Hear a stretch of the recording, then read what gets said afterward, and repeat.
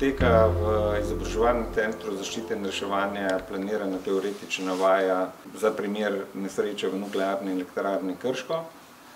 Gre za načrtovano vajo iz letnega programa vaj. Gre tudi za vajo, ki se na določene cikle tudi ponavlja, kajti nuklearna elektrarna Krško je eden od tistih elementov oziroma objektov v Sloveniji, ki vedno potrebuje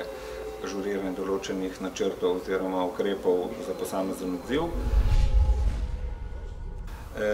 Ob sami vaji je predpostavka, da je najprej prišlo do določenih tehničnih težav v nuklearni elektrarni Krško, ker se te težave povečale oziroma pač je prišlo do povečanih nevarnosti za okolje in za tudi ljudi, se pa v tej vaji predvideva tudi dvig scenarijev oziroma nevarnosti ob sami nesreči, od praktično začetnega nepredvidenega dogodka v nuklearni elektrarni Krško do splošne nevarnosti, kjer govorimo že tudi o evakuaciji določenega števila ljudi in izvedbe ostalih ukrepov na okolici in okoliških občinah. Gre za vajo, v kateri sodeluje več kot 50 udeležencev. Udeleženci v tej vaji so vadbenci, ki so vabljeni glede na sam scenarij vaje in ukrepe, ki jih morajo izvedeti v različnih nivojih. V prvi začetni fazi seveda so to predstavniki nuklearne elektrarne Krško, ker so se odvija, če poenostavim, znotraj njihovega območja in se ob tem seveda ob vsakršni nesreči in neprimernem dogodku obvesti tudi Uprava za jedrsko varnost in po protokolih tudi seveda vsi ostali od prebivalstva in vsega ostalega, ampak to je splošen podatek o delovanju oziroma eventualnih zaustavitvah elektrarne, tako kot je praksa tudi v nekaterih drugih primerih. Potem v našem scenariju se ta nevarnost zaradi razvoja dogodka razvije v smeri, da je potrebna že sama evakuacija zaposlenih znotraj nuklearne elektrarne Krško. V nadaljnjem razvoju se seveda vključijo tudi v obveščanje in v pripravo občinski štabi civilne zaščite in odgovorne osebi na občinskem nivoju.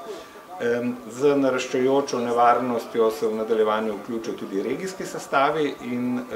v končni splošni, že bom rekel, v tej drugi stopnji seveda se obvesti tudi in alarmira poveljnik civilne zaščite z namestnikom, ki tudi odloči, kdo je vse ostalo, in v splošni so pa seveda skladno z aktiviranim državnim načrtom obveščeni vsi štabi na nivoju Republike Slovenije in tudi vse službe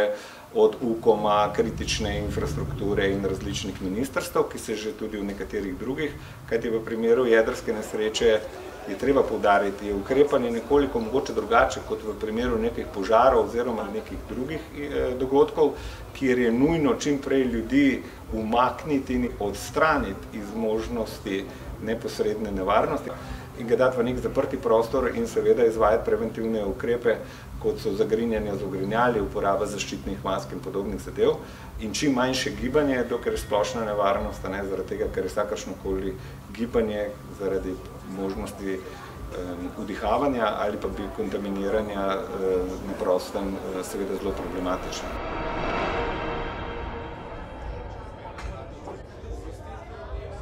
V sklopu delovanja posameznih jedrskih elektrarn ali pa tudi drugih objektov lahko pojavi določene tehnične težave. To je alarm za nenavaden dogodek in v takem primeru, ker govorimo o nuklearni elektrarni, seveda je ta dogodek veliko bolj pomemben kot mogoče v nekaterih drugih objektih in zaradi tega se takoj sprožijo določeni predpisani protokoli obveščanja, ne samo zaposlenih znotraj NEK-a, ampak tudi Uprave za jedrsko varnost oziroma strokovnih inštitucij najprej na vsej tej zadevi. Ti dogodki se v večini primeri končajo znotraj ukrepov, ki so predvideni za same jedrske elektrarne, ker gre za napake ali v tehnološkem procesu ali pa pač neke anomalije in o njih ljudje izvemo samo preko medijev javnega obveščanja, da je prišlo do zaustavitve ali pa pač do kakih težav v delovanju, brez nekih velikih pompoznih in spremljajočih aktivnosti. Če pa ti ukrepi seveda ne zadostujejo, je pa nujno začeti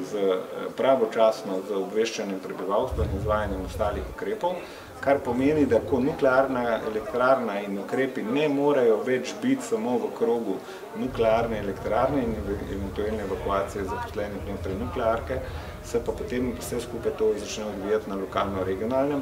nivoju in seveda za splošnim obveščanjem tudi ostalih struktur, zaradi tega, da se pripravimo, kajti dogodki, recimo tukaj igramo relativno ekstremno hitre dogodke, kjer praktično v 2 urah pridemo iz tiste čisto enostavne,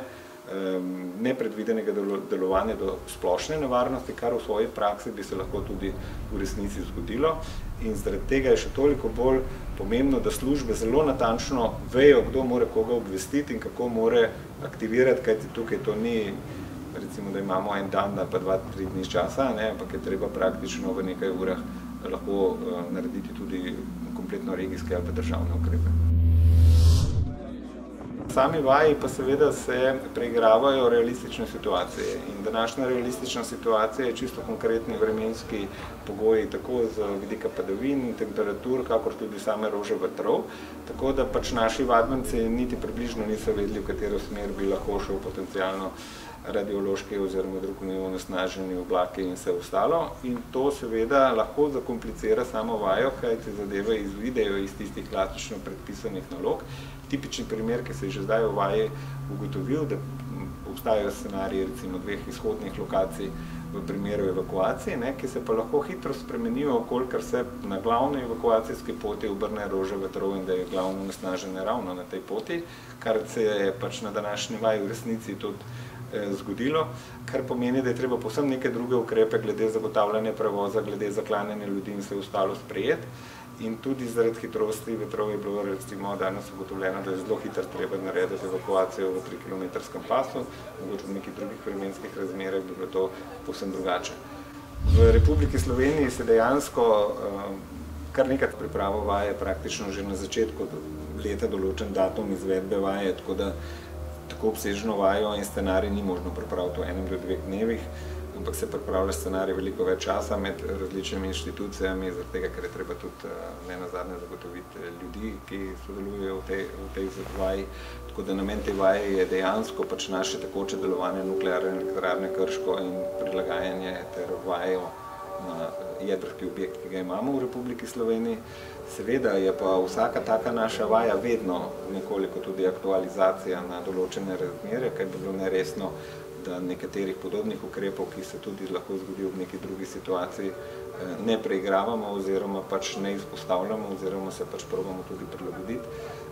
Te stvari absolutno pa ni čisto nobene potrebe v strahu oziroma v tem, da zdaj imamo kakršnekoli informacije, da to počnemo, ker gre, kot rečeno, za povsem rutinsko vajo, ki je teoretična vaja in je bila napovedana že veliko časa nazaj.